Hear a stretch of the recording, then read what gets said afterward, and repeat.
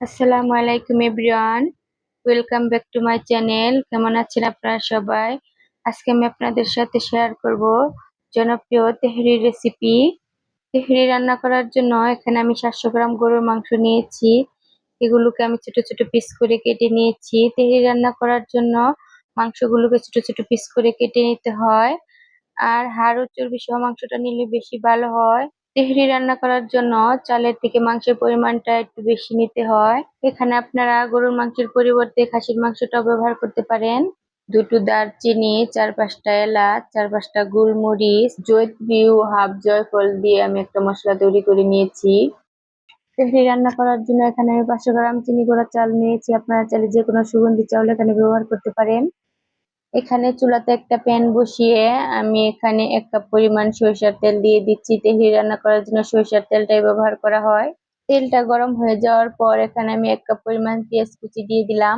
পেঁয়াজটা brown colour হয়ে আসলে এখানে আমি 1.5 চা চামচ আদা বাটা ও 1 চা চামচ রসুন বাটা দুটো একত্র করে দিয়ে দিয়েছি।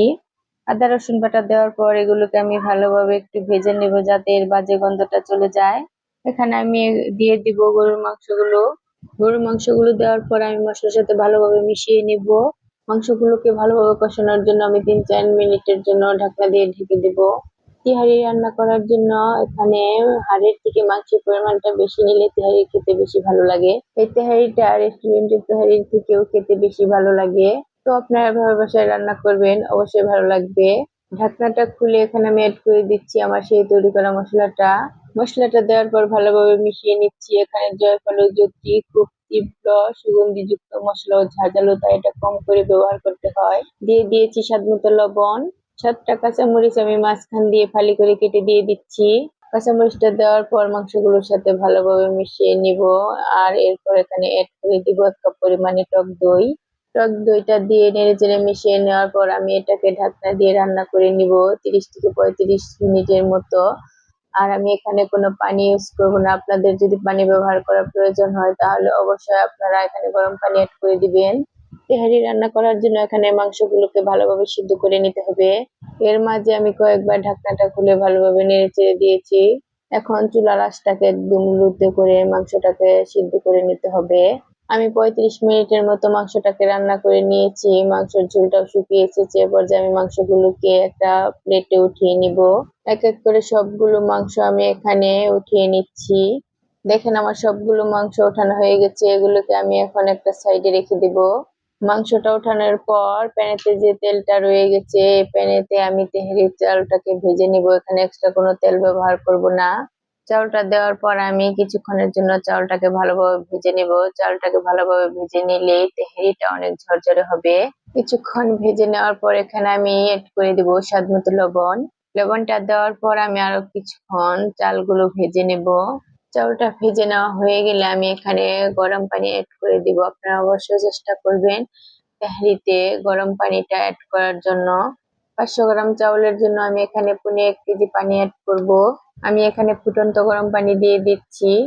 সম্পূর্ণ পানি এখন আমার দেওয়া হয়ে গেছে। এখন আমি চাউলের সাথে পানিগুলোকে ভালোভাবে মিশিয়ে নেব।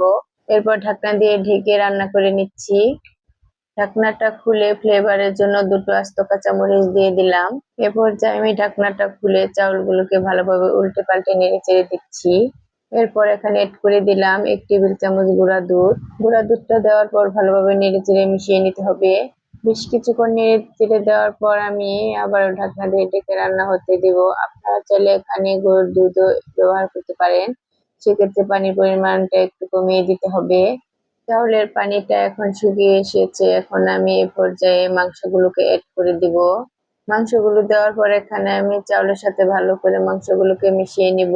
এ পর্যায়ে আপনারা লবণটা চেক করে নিতে পারেন। আপনাদের কাছে যদি মনে হয় লবণটা কম হয়েছে তাহলে আবার লবণটা দিয়ে মিশিয়ে নিতে পারেন। চুলার আঁচটা একেবারে লোতে রেখে ঢাকনা দিয়ে ঢেকে রান্না করে নিব আরো 5 মিনিটের জন্য। এর মাঝে আমি 1 টেবিল চামচ কেওড়া জল ইউজ করেছিলাম, ভিডিওটা স্কিপ হয়ে গেছে।